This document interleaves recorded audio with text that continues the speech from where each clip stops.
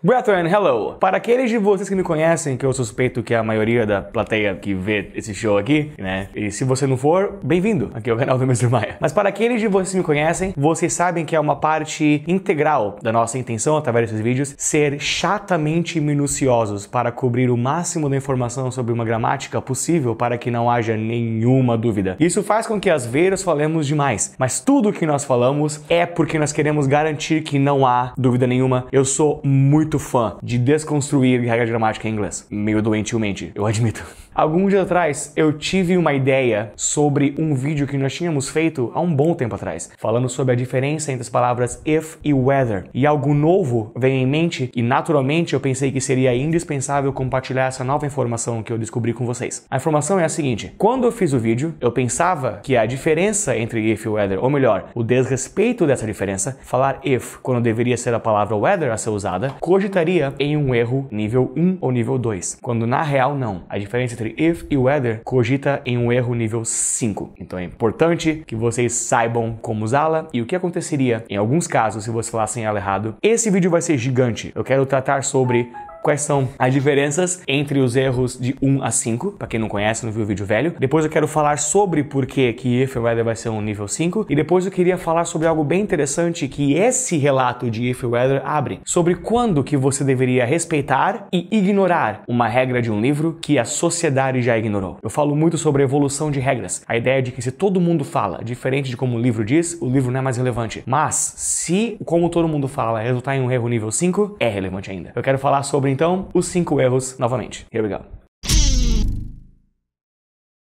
Alright, na primeira vez que fizemos esse vídeo, o conceito tinha sido, eu acho que inventado por nós, na real. Não pra você, mas eu falo sobre quando eu descobri sobre ele, não foi através de ninguém, então ele foi bolado de maneira meio rústica. E eu expliquei pra vocês da maneira que eu tinha acabado de descobrir. Depois de muito tempo colocando todas as regras de gramática e suas possíveis falhas nesse teste de erros, deu pra refinar um pouquinho mais a parada. Então, os 5 níveis de erros em inglês são os seguintes. Nível 1. Aquele erro que quando é falado, parece mais confortável do que a versão correta. Eu acho que o exemplo mais dourado disso seria a pergunta de onde você é, que é muito mais comum como where are you from? Uma preposição from no final da oração, uma prática que era errônea e até apontada por alguns escolastas, se essa é a palavra, como um demonstrador de que a pessoa não sabe falar o idioma direito, mas hoje em dia from where are you praticamente não existe mais. Então o nível 1 é esse, quando o errado é mais legal que o correto. O erro de inglês nível 2 é o tanto faz, no qual nós sabemos que a versão correta deveria ser usada, porque gramaticamente, se não for usada, pode causar alguns problemas, só que mesmo assim, falar a versão errada não dá choque nenhum no ouvido do ouvinte. Ela é tão comum que agora é um verdadeiro tanto faz. O exemplo que eu usei desse, eu acho que é o exemplo mais qualificável ainda hoje, seria better than I contra better than me. O correto dos dois seria better than I, as well as he, worse than she, more money than we. Colocar o pronome que vai depois da palavra than como o direto,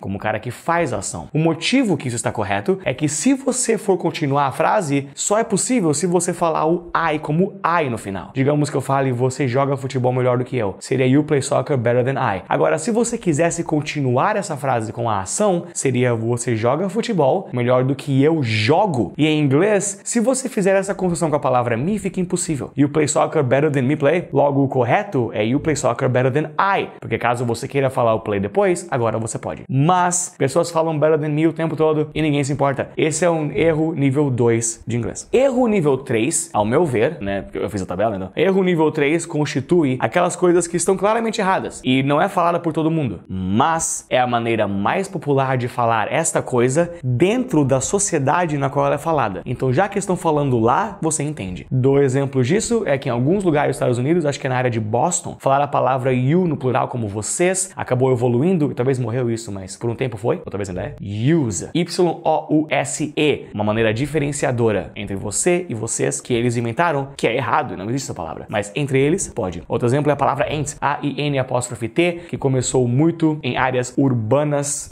de minorias nos Estados Unidos, teve seu conhecimento na indústria do rap, né, e agora é muito falada, embora claro que você não vai colocar isso numa carta para seu chefe ou no relatório. É um erro ainda, mas ainda funciona se você ouvir uma música de rap. Como outras várias várias palavras que a indústria de rap inventa, né? O erro de inglês nível 4 é aquele que não tem perdão. Ele é gramaticalmente errado e feio. Quando você fala ele, pessoas entendem que você fez um erro, fica feio pra todo mundo que ouve. É como falar nós quer, entende? Ou ontem eu irei. Não faz sentido isso. Falar I is, she are, you am. Esses são erros que não têm justificativa. E quando a pessoa olha, ela pensa, oh, esse é o nível 4. O pior de todos, na minha opinião, é o próximo. É o erro nível 5. É quando você faz a escolha errada de qual palavra você vai usar ou de como você vai montar a sua frase e o resultado acaba sendo uma frase que está gramaticamente correta. Logo, ninguém percebe que você errou. E esse é o problema, porque ela acaba dando uma mensagem diferente da mensagem que você queria dar. Por exemplo, se eu falar, eu lembro o Joel todo dia de manhã para pegar o trem para ir para a escola. A palavra lembrar nesse caso, ou seja, incitar alguém a lembrar de uma coisa, alertar a pessoa, ei Joel, vamos. Em inglês seria remind e a frase seria I remind Joel every morning to take the train to school. Mas, se você não sabe que remind existe, você pode achar que a palavra lembro ali seria remember. E a frase seria I remember Joel every morning to take the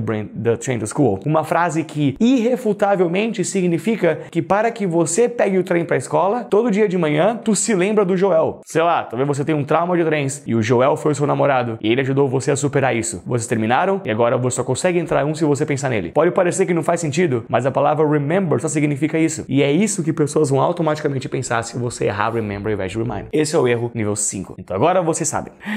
Os próximos 2 vídeos falarão sobre esse grande assunto ainda. E o próximo agora falará sobre por que usar if quando você deveria usar whether, na real constitui um erro nível 5. Então, espero vocês lá. See you guys.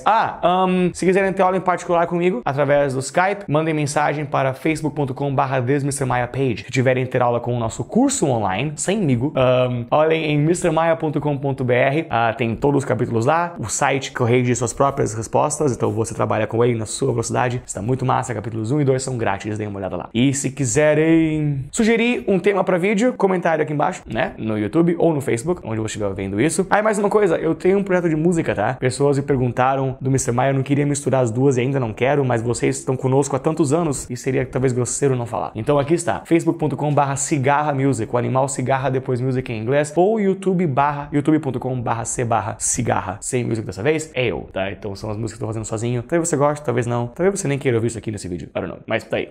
See you guys, behind me, I'm Mr. Maia, behind me is a wall, and behind the camera is Mr. Borba. Peace, stay strong.